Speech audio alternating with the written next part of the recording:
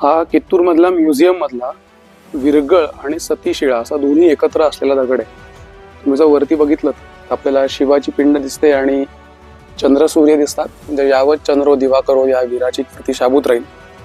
खालच्या पॅनलमध्ये आपल्याला वीर दिसतोय, तो लढताना. आता ही स्त्री आहे इथे आपल्याला, त्या केसांवरनं आणि एकंदर शरीराच्या ठेवणीवरनं आपल्याला दिसतंय.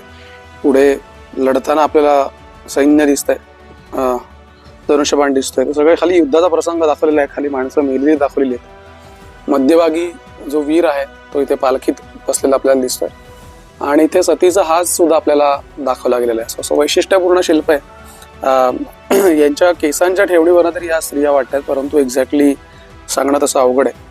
अत्यंत सुंदर आणि देखणं असं हे विरगळ आणि सतीशिळा असा एकत्र असलेला हा दगड कित्तूरच्या म्युझियम मध्ये.